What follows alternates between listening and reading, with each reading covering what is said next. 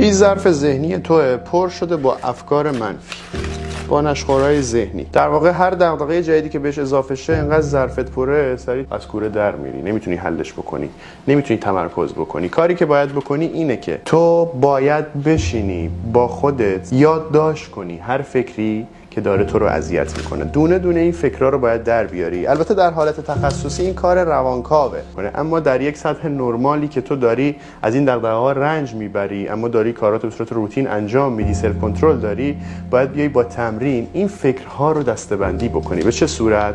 فکرها باید باز بشن، باید شناسایی بشن، ببینی در چه مرحله از زندگی در کنترل تو بوده یک اقدامی انجام بدی که اون مسئله پیش نیاد.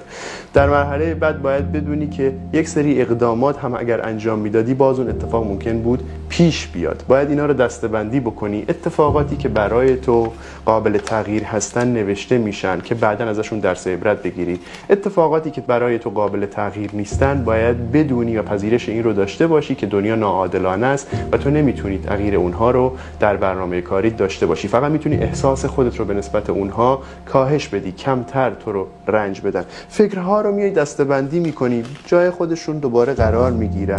اون فکرها از بین نمیرن. این که میگن افکار منفی رو از بین ببر، بهش فکر نکن، دروغه.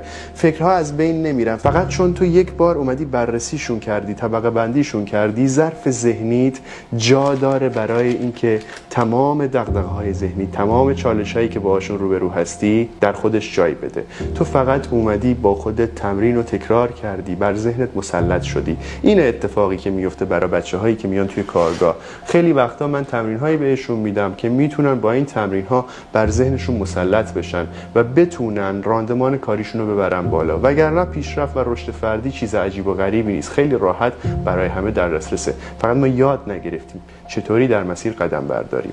مخلص.